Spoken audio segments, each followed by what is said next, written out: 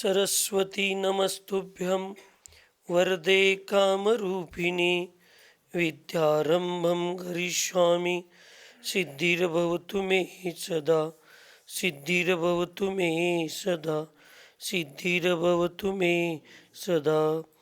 पंच परमेष्ठी भगवान की, अहिंसामय विश्व धर्म की, सिद्धांत शास्त्र की, चारित्र चक्रवर्ती 20वीं सदी के प्रथमाचार्य शांति सागर जी महाराज की, संत शिरोमणि आचार्य गुरुवर विद्यासागर जी महाराज की, शांत मूर्ति वात्सल रत्नाकर आचार्य गुरुवर सन्मति सागर जी महाराज की, 3 कम 9 करोड़ महामुनि राजों की, आज के आनंद की।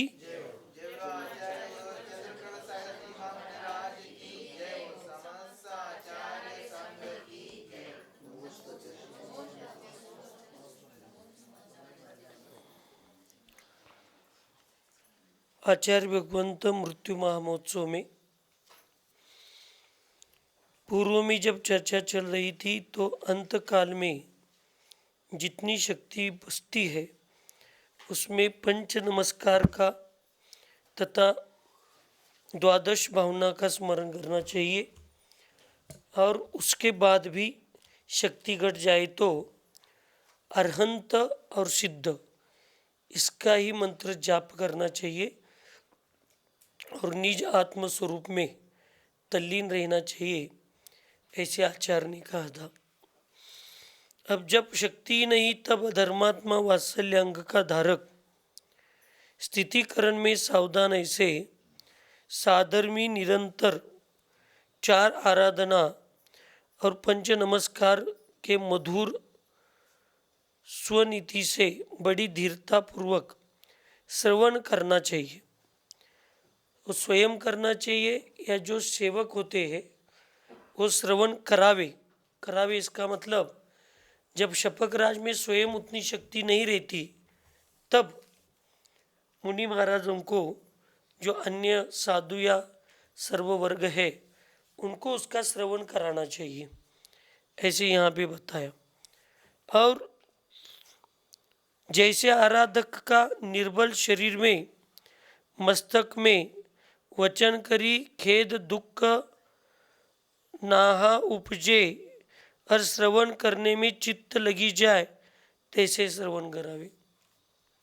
उस शपक राज अपने अपने में ली नहीं तो कोई बात नहीं, लेकिन उसकी शक्ति अनुसार, उसकी शक्ति की अपेक्षा से जितना उनको सहजता से सुनने के भाव है, यानी प्रेशर नहीं आना चाहिए, ऐसे नहीं, ऐसे सहजता से।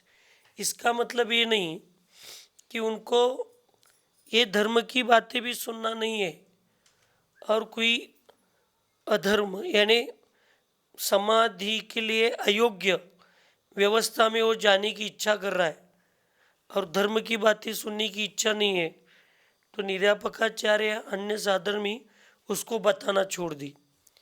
यहाँ पे एक इसका अर्थ ऐसे निकालना चाहिए कि उनकी शारीरिक क्षमता और मानसिक क्षमता, जब स्वयं निर्यापका शपक राज अगर अपने अपने में लीन रहकर स्व निज आत्म धर्म की, स्वात्म तत्व की चिंतन में और उसके मनन में पठन में अगर वो लीन है तो उसको ज़्यादा सुनाने का प्रयास नहीं करना, नहीं है तो उनको सुनाना ही चाहिए, क्योंकि अंतिम समय बहुत ज़रूरी होता है। बहुत आदमी मिले, अब सबकी भावना है, लेकिन सबकी भावना जरूरी है क्या शपक राज की भावना जरूरी है, इसको भी समझना चाहिए। बहुत भीड़ करके कोलाहल यानी आवाज़ की ऐसे कोलाहल करके शपक राज के परिणामों को या उनके आरोग्य को बाधक ऐसी भी व्यवस्था नहीं करनी चाहिए। जब श्रावकों को भी ये समझ के लेना चाहिए, जब 48 मुनिराज होते हुए भी जब मुनिराजों के लिए सबको एक साथ आकर वहाँ पे करने के लिए मना कर दिया, जिनको जहाँ जहाँ जिम्मेदारी है वहाँ ही उनका काम है, फिक्स है। तो सब श्रावकों को या सेवकों को या संघ के सब व्यक्तियों को, घटकों को, सब हमें वहाँ ही चाहिए, ऐसा कोई नहीं है। पंचकल्याण पूजा में सिर्फ पंचकल्याण कहाँ होता है? मंच पर होता है। पंचकल्याण कहाँ होता है? मंच पर होता है। तो मंच पर काम करने वाले व्यक्ति ने ही पंचकल्याण पूरी कर दी, ऐसे कहेंगे तो? अगर भोजनशाला में काम करने वाले लोग सेवा नहीं करेंगे और आने वाले लोगों को भोजन नहीं खिलाएंगे तो पंचकल्याण ठीक होगा? पेंडाल में बिठाने वाले, पेंडाल की व्यवस्था करने वाले सैनिक अगर पेंडाल की सुव्यवस्था नहीं रखेंगे तो मंच पर प्रोग्राम अच्छा होगा? तो ये सब लोगों को क्या लगता है कि ये संलेखना या पंचकल्याण जो कोई भी है वो जहाँ पे चल रहा है वहीं पे हम रहेंगे तो ये धर्म हमारा वहाँ पे सम्मिलित है, नहीं तो नहीं है, ऐसे नहीं। जितनी पुण्य का प्रभाव या कर्म की निर्जरा अंदर शपक राज के पास बैठकर हम लोग उसके परिणामों को संभालने के लिए कर रहे, उतना ही पुण्य और उतनी ही कर्म की निर्जरा गेट पर रहकर नियोजन करने वाले मुनि महाराजों की भी उतना ही पुण्य लगता है। इसलिए बहुत आदमी मिली कोलाहल नाही करे, एक एक साधर्मी अनुक्रमतई धर्म श्रवण जिनेन्द्र नाम स्मरण करावे। यानी बहुत लोग, साधु लोग भी सब एक साथ बैठकर अंत के समय में 10, 20, 22 लोगों की आवाज़ में उनको परेशान हो, ऐसा नहीं होना चाहिए। इतनी शांति से एक दो साधु मधुर आवाज़ में, मीठी आवाज़ में, लय से, अत्यंत शांतिपूर्वक बोलने वालों को भी मिठास और उसमें भाव होनी चाहिए और सुनने वाले को भी उसमें भाव भासना होनी चाहिए। ऐसे शांति से बोलना चाहिए, ड्यूटी नहीं करना चाहिए,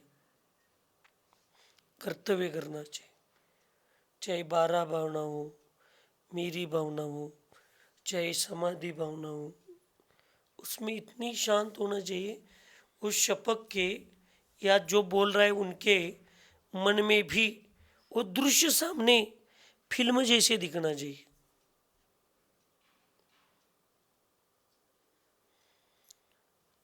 चंद्रगुप्त सी गुरु सेवा का पाठ हमें पढ़ा हुआ, ऐसा कुछ है ना? हाँ, ऐसे जो इतनी प्रेम से बोलना चाहिए उस शपक राज को भी और बोलने वालों को भी चंद्रगुप्त मुनि, भद्रभव आचार्य आदि सामने फिल्म की तरफ दिखनी चाहिए। शब्द उच्चारण से कोई महत्व नहीं है, भाव वासना होनी चाहिए। प्रतिक्रमण करते समय भी आचार्यों ने 20-25 मिनट में प्रतिक्रमण करना भी दोषयुक्त कहा और सामान्यता हमारे जैसे रोज को, और 45 मिनट करने के लिए भी दोष कहा। 35-40 मिनट के बीच में प्रतिक्रमण अच्छे से शांतिपूर्वक। लेकिन शपक राज के पास जब प्रतिक्रमण करा दे तो इतनी शांति से, इतनी मधुर आवाज़, इतनी मीठी आवाज़, उसको वहाँ पे बताना चाहिए, हे शपक राज अब कायोत्सर्ग करना है। आपके हाथ नहीं हिल रहे, आपके हाथ ऊपर नहीं आ रहे, फिर भी आप अंतरंग से आवर्त करो, अंतरंग से शिरोन्नति करो, अंतरंग से नमस्कार करो। शरीर से नहीं करेंगे तो कोई बात नहीं है, लेकिन करो। अब यहाँ पे आ रहा है, देखिए अब नमस्कार आ रहा है, कायोत्सर्ग आ रहा है, आपका ध्यान है क्या? आप सुन रहे हो क्या? आपको बोलने की क्षमता नहीं है लेकिन मन में उसका वचन जल्प चलना चाहिए, क्योंकि इतने दिनों तक आपने प्रतिक्रमण पढ़ा है। तो सामने वाला जब पढ़ रहा है तो आपने अंतरंग में अपनी अपनी आगे आगे का पूरा आता है, तो अंतरंग में ये सब उनको करने के लिए प्रोत्साहित करना चाहिए, और इसके लिए फिर समय की सीमा नहीं है। हमारे रोज के प्रतिक्रमण में समय है, लेकिन शपथ राज को कोई भी बात कराने में कोई सीमा नहीं है। बीच में शपथ राज के परिणाम थोड़े अस्थिर से लगे तो प्रतिक्रमण को रोककर उनको उद्बोधन देने के लिए कहा। ये सब चीजें होती है, इसलिए कोलाहल नहीं होना चाहिए। एक एक साधर्मी आकर धर्म श्रवण के जिनेन्द्र नाम का स्मरण कराना चाहिए। आराधक के निकट बहुत जनांका व संसारिक ममत्व मोह की कथा करने वाले की आगमन रोक देवे। चलो कोई तो हमारे साथ है, कम से कम जो चंद्रबोस अगर यहाँ पे कर रहे हैं वो सही है, ऐसे बताने वाले आगम को कभी ना कभी तो सामने आ गया। सबको लगता है महाराज जी ऐसे क्यों कर दे, भाई हम कुछ नहीं कर दे, हम तो सिर्फ आगम के अनुशासन को पालते हैं और पलवाने का प्रयास करते। आराधक के निकट बहुत नहीं जाना चाहिए, बहुत पास भी नहीं जाना चाहिए, और सांसारिक लोगों को जो ममत्व मोह आदि चर्चा में, परिवार में, सांसारिक क्रियाओं में करने में संलग्न है, और वो फिर भी यहाँ आ जाए तो भी उनको बहुत शपथ राज के पास नहीं जाना देना चाहिए। ऐसे लोगों का आगमन रोक देना चाहिए। अगर श्रावकों को ये सब करने के लिए परमिशन होती और तो फिर 48 साधुओं की संख्या आचार्यों ने क्यों कह दी थी? 48 श्रावक भी कह देते, 48 प्रतिमाधारी भी कह देते कि नहीं? मुनियों को ही क्यों कहा? मोक्ष मार्गियों को ही क्यों कहा? इसका चिंतन हम लोगों के पुण्य को हम समझ के लेना चाहिए, साधु लोग, और श्रावकों को भी समझना चाहिए भगवान का आदेश है। हम जैसे लोगों की एक मर्यादा सीमित है, उस मर्यादा से आगे हमें जाकर नहीं चलेगा। इसको हम लोगों को भी समझकर, यानी सबको समझ के लेना चाहिए। पंच नमस्कार या 4 शरण इत्यादि वीतराग कथा सिवाय नजीक नाही करे, दोई चाय धर्म के धारक सिवाय अन्य का समागम नाही रहे।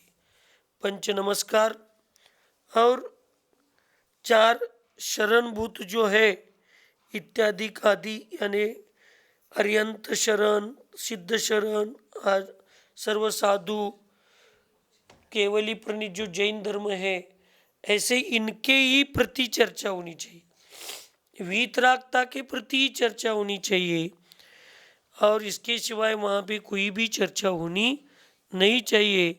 और 2-4 धर्म के धारक सिवाय अन्य का समागम वहाँ पे आजू बाजू में नहीं होना चाहिए। आराधक हु संलेखना का 5 अतिचार दूर होते ही त्यागे 3 पंच अतिचारणी को कहने के सूत्र के। अब यहाँ पे पूर्व चर्चा में पूज्य वीर सागर महाराज जी ने उसको अच्छे से समझा है। मैं उसको समझाना यानी उनके ज्ञान के ऊपर शंका लेने जैसा है, इसलिए मैं इसको बस मुझे आगे क्या आज क्या कर पढ़ाना है इसको समझने के लिए पूर्व में क्या चर्चा हो गई है, इसके लिए मैं रिवीजन सिर्फ जाते जाते ले रहा हूँ। इसलिए कल महाराज जी ने अच्छे से आप लोगों को समझाया ही है, इसलिए उसको पुनः रिपीट करना कोई बड़ी बात नहीं है। अब जो संलेखना के अतिचार है उसको यहाँ पे बता रहे। जीवित मरणाशंसे भयमित्र स्मृति निधानमाण संलेखनातिचारा पे च जिनेन्द्रं समाधिष्ठा जीवित संसार। संलेखना करके जो जीवने की वांछा करे, जो 2 दिन जीवूं तो ठीक है, सो जीवित संसार नाम अतिचार है। संलेखना करने के स्वीकारने के बाद जो जीवन में और 1-2-4 दिन जीने की वांछा कर रहा है, और 2-3 दिन जीऊंगा तो ठीक है, ऐसे कह रहा है, तो जीवित संसार नाम अतिचार है। ना जीने की इच्छा करना है, ना मरने की इच्छा करना है। ऐसे समय में शपक राज के पास हम ये नहीं कहेंगे कि किसी के भाव गलत है, जो आएगा वो अच्छे भाव से ही आएगा, लेकिन परिस्थिति देखकर विवेक के साथ ही बोलेगा, इसकी कोई गारंटी नहीं है। इसलिए कोई कहेगा और आपको थोड़ा खाना पीना चाहिए था और 1-2-4 महीने रहती तो अच्छा हो जाता। कोई आकर कहेगा ऐसे कैसे 6-6 महीने तक आप संलेखना करा रहे, शायद आप में दृढ़ता कम है, ऐसे कोई कहेगा। तो शपक राज को एक तो ऐसे लोगों की बातों के ऊपर ज़्यादा ध्यान ही नहीं देना चाहिए। वास्तविक निर्यापकाचार्य की जिम्मेदारी है किसी को ज़्यादा बोलने के लिए ही नहीं बताना चाहिए, और कोई ऐसे बोलने के लक्षण दिख रहे तो उनको वहीं पे रोककर विषयों को लेकर जो दृढ़ता के साथ चर्या परिणाम चल रहे उसको सुरक्षित रखने का काम निर्यापकाचार्य का है। इसलिए कई बार कठोर होना पड़ता है। जीवन में कभी दुख के समय कोई नहीं आए, लेकिन ऐसे समय में बहुत लोगों की मैत्री उत्पन्न होती है। संकट के समय कोई नहीं आता, आप लोगों को भी मालूम है। आपकी यात्रा चल रही थी, कोरोना का प्रसंग था, तो आप लोगों ने भी कितने लोगों को फोन करवाया था, सूचना दिलवाई थी कि हम बीच रास्ते में अटके हैं। आपके पास जो भी लोग सेवा करने वाले थे, सबको अपनी अपनी चिंता पड़ी थी उस समय। लेकिन आज मेरे जैसी चिंता करने वाले माता जी की कोई है ही नहीं, ऐसे लोग बहुत होते। लेकिन उस समय पुणे वाले हो, बारामती वाले हो, या इधर से मेरे ख्याल से शुरगुप्पी से कोई 2-4-5 महिलाएं आई थी, हमने ही भेजा था, वो दत्तवाड़ के प्रकाश के साथ, ऐसे वो गौशाला में आदि। तो ये लोगों ने उस समय स्वयं की चिंता नहीं की, माता जी की चिंता की, संघ की चिंता की। तो संकट के समय कोई बहुत पास में नहीं आता, बाकी समय फिर सबको अपने भक्त के, अपनी दोस्ती या अपने शिष्यत्व के बहुत प्रति प्रेम उमड़ जाता है। तो नहीं, कोई कितना भी कहे आपकी उम्र ज़्यादा है, हाँ, कोई कितना भी कहे, यानी आकर हम एकदम से भी किसी हमारे से बड़े हैं तो हम रोक नहीं सकते। छोटों को रोक सकते, वीर सागर महाराज जी आप थोड़े विषय को चेंज करो, आप अगला विषय ले लो। हम बड़ों को कैसे बोल सकते, इन चीज़ों को नहीं बोल सकते। ऐसे समय पर किसी भी ऐसे जिन बातों से आज अभी मूलाचार जी में आया था, द्रव्य संयम और भाव संयम, इन दोनों को चलायमान करने वाले ऐसे पूरे अयोग्य साधन और व्यवस्था का मैं त्याग करता हूँ, और अंतरंग से भी मैं संयमी रहता हूँ, बहिरंग से भी मैं संयमी रहता हूँ, क्रियाओं में बहिरंग से संयमी हूँ, परिणामों से अंतरंग में संयम, समता भाव, साम्य भाव रखते हुए मैं आलोचना करते हुए, हे भगवान मेरी समाधि का महत्व तो मुझे पता चला। अब मैं इन सब अयोग्य साधन सामग्री का त्याग करके, परिणामों का, अयोग्य परिणामों का त्याग करके, मैं द्रव्य और भाव रूप संयम और संयमन को स्वीकार करके उसकी वृद्धि के लिए मैं अब उद्यमशील रहता हूँ, ऐसे अभी मूलाचार में आया था। इसलिए कोई भी अपने समाधि को शंका के रूप में, ऐसे कैसे इतने दिन से समाधि चलती है, आप थोड़े डर रहे, शांत, ये परीक्षा है हमारी। हमें अच्छे कहने वालों के प्रति भी साम्य भाव रखने की, और हमारे गलत कहने के वालों के प्रति भी किसी की बातों का असर ही नहीं होना चाहिए। अपने ऊपर सिर्फ जिनवानी का असर होना चाहिए, अपने ऊपर सिर्फ हमने किए हुए संकल्प का असर होना चाहिए, ध्यान होना चाहिए संकल्प की तरफ। और हमें सिर्फ अपने 6 महीने से जो क्रम पूर्वक करके आने वाले निर्यापकाचार्य, उन पर हमारी श्रद्धा और विश्वास होना चाहिए। नहीं तो 1-2 दिन में आकर देखकर पूर्व की कोई विधि मालूम नहीं है, तो आने वाले उनके भाव अच्छे हैं, हम किसी के देखो सल्लेखना के पास आकर, समाधिस्थ के पास जाकर कौन जानबूझकर गलत भाव करेगा?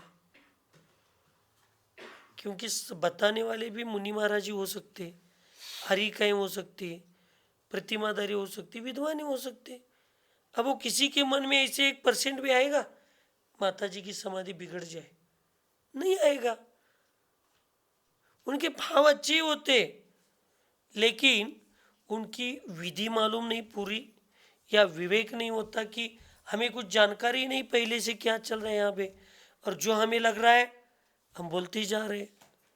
तो भावना अच्छे होते हुए भी कभी कभी शपक राज के परिणामों में चंचलता आने जैसे वचन होते। अब उनके वचन कैसे भी हो, शपक राज को चंचलता नहीं आनी चाहिए। इसलिए कोई कितना भी कहे, जीने की भी इच्छा नहीं होनी चाहिए, मरने की भी इच्छा नहीं होनी चाहिए।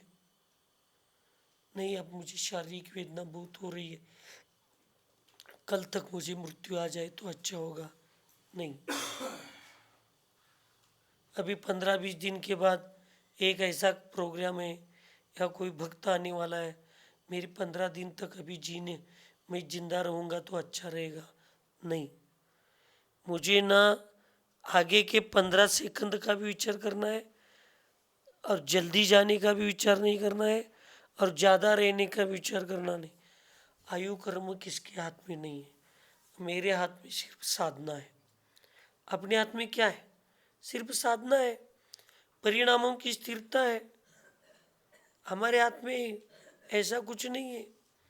इसलिए जीने की इच्छा नहीं होनी चाहिए, यानी जीने की भावना नहीं करनी चाहिए, नहीं तो जीवित आशा हो जाएगा, शंसा हो जाएगा। मरना शंसा, मरण आशंसा, आशंसा यानी इच्छा, आकांक्षा। और मरण की वांछा करे जो अब मरण हो जाए तो ठीक है, सो मरणांशा से भी अतिचार है।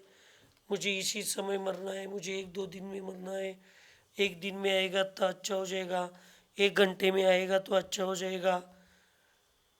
कोई कोई एक बार हमारी साधना में आगम्य आचार्य ने जैसे कहा है, वैसे अब आपने भी पढ़ा है, हम लोगों ने भी पढ़ा है कि इस नक्षत्र पर समाधि जब हम सल्लेखना को धारण करेंगे, संस्तर धारण करेंगे, तो 5 दिन के बाद, 6 दिन के बाद इस नक्षत्र पर उसका प्राण त्याग होता है या शरीर त्याग होता है, प्राण निकल जाते, ऐसे एक जनरली आचार्यों ने लिखा है।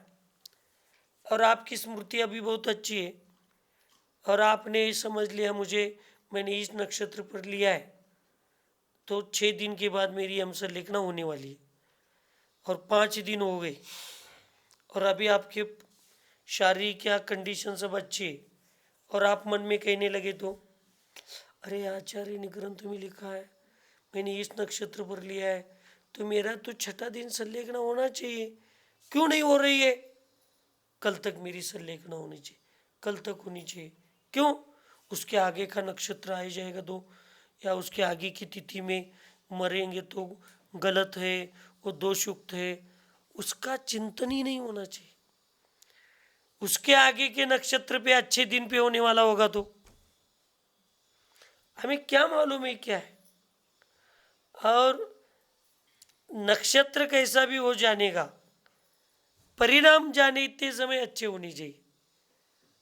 और बाह्य का नक्षत्र आदि कुछ थोड़ा गलत भी है तो उसके लिए भी निर्यापकाचार्य को सूचना आचार्यों ने दी है क्या करना चाहिए। वो काम उनका है, हमारा नहीं है शपकराज का। हमारी तो भावना ऐसी होनी चाहिए, जब भी प्राण निकल जाए पंच नमस्कार का स्मरण, परमात्मा का स्मरण, निजात्मा का स्मरण, शांत भाव और साम्य भाव रखते हुए मेरे शरीर से प्राण निकल जाना चाहिए। बस भले कैसे भी कितने भी दिनों से जाए, मुझे कोई उसका विकल्प नहीं। ऐसे अंतरंग में धारणा, ऐसे श्रद्धा करनी चाहिए। इसलिए मरने के प्रति भी आशंसा यानी इच्छा नहीं होनी चाहिए। भयचर, भय करना जो देखिए मरण में कैसा दुख होएगा, कैसे सहूंगा, सो भय नाम का अतिचार है। इसलिए संलेखना के शपक राज को जब तक अन्य स्थान पर समाधि चल रही है किसी अन्य शपक राज की, तो उसके परिणाम और उनकी व्यवस्था में जब तक चलता है तब तक एक दूसरों को भी दर्शन कराना या साधर्मियों का समाचार। जब उसका पूरा शरीर या ऐसे होता है तो कभी भी दूसरे शपक राज को दिखाना नहीं चाहिए, क्योंकि पूरा वो शरीर सूखा जैसा देखकर फिर उसको उसके प्रति भी ऐसे ही लगेगा, मेरी भी हम संलेखना में ऐसे होने वाला है। अब ऐसे हो जाएगा तो मेरे परिणाम स्थिर रहेंगे क्या? फिर मुझे दर्द दुख होगा, मुझे कष्ट होंगी, पीड़ा हो जाएगा। अब मैं सहन करूंगी क्या नहीं करूंगी, कैसे होगा मेरा? तो अभी जो प्रसंग आगे है उसको लेकर अभी भयभीत होता है जीव। और फिर संलेखना को भयभीत होना, संलेखना में भयभीत होना, ये भी संलेखना में भयभीत भी नहीं होना है और संलेखना का अभिमान भी नहीं करना है, यानी गर्व भी नहीं होना चाहिए। कैसे नहीं होता देखता हूं मैं, ऐसे नहीं है।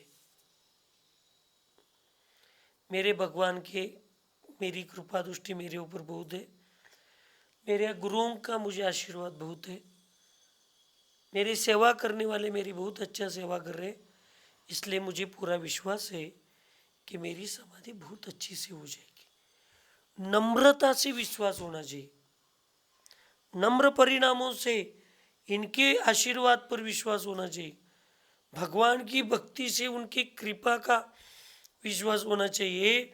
बल्कि अपने साधना पर अहंकार करके एक एक जगह बताते हैं ना, ऐसे मराठी शड्डू मारून येऊ दे, मी काय त्याला भेट नहीं, नहीं, ये अपने तप का अहंकार हो जाएगा, साधना का अहंकार हो जाएगा। बिल्कुल नम्रता से नहीं, मुझे विश्वास है, मेरा निशंकित सम्यक दर्शन है कि मैंने इतने साल से भगवान की इतनी अच्छी आराधना की है, पूजा की है, सब किया है, साधु बनकर मैंने इतने तप किए, इतने उपवास किए, सब किए। तो भगवान की कृपा दृष्टि से, गुरुओं के आशीर्वाद से और इन सब लोगों के सहयोग और भावना से मेरी समाधि अच्छी होगी, मुझे विश्वास है। इसमें कर्तृत्व भाव नहीं आता माता जी, अहंकार भाव नहीं आता, कर्तृत्व भाव नहीं आता, इसमें कर्तव्य दृष्टि देखते। देखो माता जी तो स्वयं साधना कर रही है, लेकिन श्रेय पूरा भगवान को दे रही है। पुरुषार्थ तो आज भूखा रहने की, उपवास करने का पुरुषार्थ कौन कर रहा है? स्वयं शपकराज कर रहा है। उपवास के बाद शांत साम्य भाव रखने का पुरुषार्थ कौन कर रहा है? शपक राज कर रहा है। लेकिन ऐसे समय में भी सब गुरुओं की कृपा से हो रहा है। कितना निशंकित सम्यक दर्शन है, कितना निकांक्षित इसका सम्यक दर्शन है कि अपने सब अच्छे कार्यों को बड़ों को समर्पण कर रहा है। तो उसमें हमारी, मान लीजिए कोई थोड़े बहुत अशुभ कर्म बचे रहते हैं या मन में कोई शंकाएं बची रहती है, वो भी इन गुरुओं के चरणों में जीवन समर्पित करने से उस समय भी पुण्य का बंध हो जाता है। और फिर जो थोड़ा बहुत कुछ इधर उधर अशुभ रहता है वो भी चला जाता है।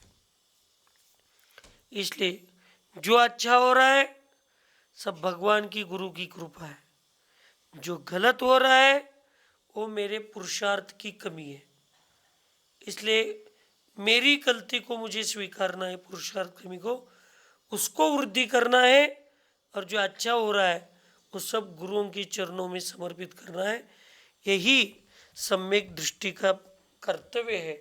इसलिए मृत्यु के भय से नहीं स्वीकार, मृत्यु के भय को स्वीकारना नहीं है, तो उसका चिंतन नहीं होना चाहिए।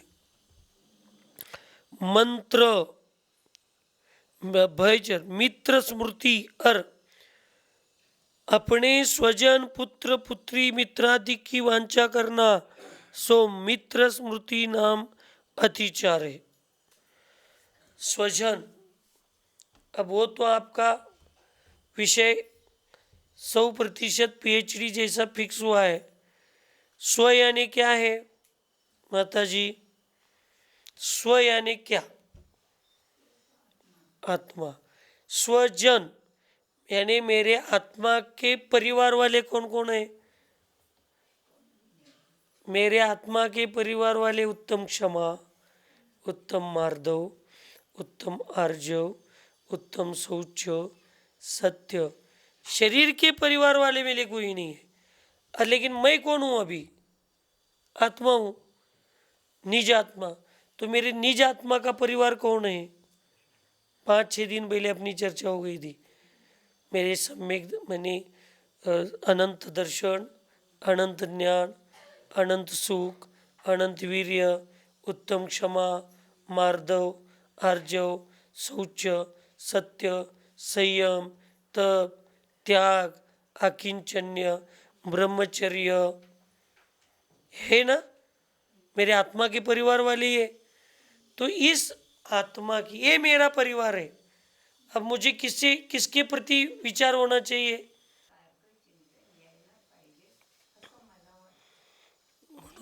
म्हणूनच मी मगाशी म्हटलं तुम्ही त्या गोष्टीचा आता PhD केलाय, त्यामुळं आम्ही तुम्हाला ह्या विषयात सांगणं योग्य नाही। म्हणून इथं सांगितलं की यहाँ पे बताए कि अपने स्वजन पुत्र पुत्री मित्रादि की वांछा करना सो मित्र स्मृति नाम का अतिचार है।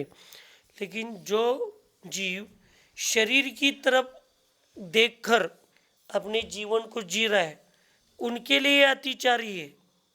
लेकिन जो अब मैं स्वयं आत्मा ही हूँ और आत्मा ही मैं हूँ और मैं ही आत्मा हूँ, इतने विशुद्ध चिंतन में जो एकाग्र हुआ है उसके लिए तो आत्मा के पारिवारिक जो गुण या जो आत्मा का परिवार होता है उसके प्रति चिंतन करना चाहिए। बाह्य शरीर के प्रति और शरीर के स्वजनों के प्रति कोई भी वांछा नहीं करनी चाहिए। निदान आगामी पर्याय में विषय भोग स्वर्गादि की वांछा करना सो निदान नाम अतिचार है।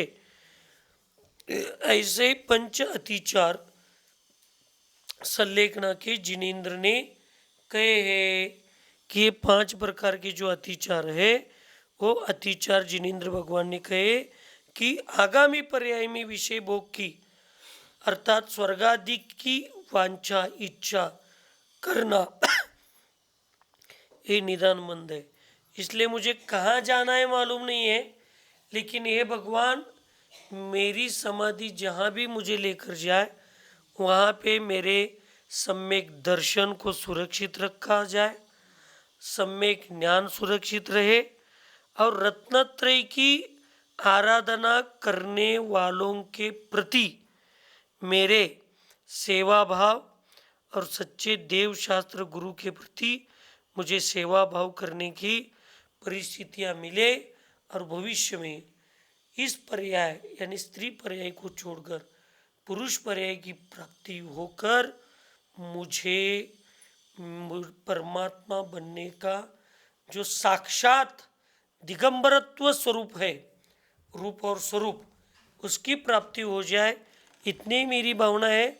बाकी तुम्हें स्वर्ग में लेकर जाना है जाओ, कहाँ लेकर जाना है मुझे उसकी कोई चिंता नहीं है। मुझे उस नाम से, क्षेत्र के नाम से मेरा कोई संबंध नहीं है, मुझे मेरे काम से मतलब है। इसलिए निदान बंद में हमने परसों के दिन भी शायद बोलते बोलते बोला था कि सीता ने आरी का अवस्था में, सीता का पूर्वभाव का जीव इतनी तपस्या की, से शरीर को बिल्कुल क्रश कर दिया, लेकिन समाधि के बाद वो ब्रह्म स्वर्ग में जाकर दीवी बनी। दीवी बनी इसका मतलब क्या हुआ? मिथ्यात्व के साथ ही उसका मरण हो गया। इसलिए हमारे परिणामों में सम्यक्त्व दृढ़ रहना चाहिए और सम्यक्त्व के साथ ही मेरे आत्मा की यहाँ से गमन हो जाए, इतनी भावना करना ये हमारे लिए बहुत जरूरी है। इसलिए संलेखना मरण में समस्त त्याग करने के बाद केवल अपने शुद्ध न्यायिक भाव का अवलंबन करना, समस्त देहादिक के ममत्व को छोड़ संन्यास धारण करना, फिर जीवन को मरने की और जीने की इच्छा नहीं करना, भय नहीं करना, मित्र में अनुराग नहीं करना, आगे सुख की इच्छा नहीं करना, सो ये सब उज्जवल परिणाम है। इस उज्जवल परिणामों की उज्जवलता को सुरक्षित रखना और इस उज्जवल परिणामों को नष्ट करने वाले राग और द्वेष के मोह को बांधने वाले परिणाम जो है उसको त्याग करके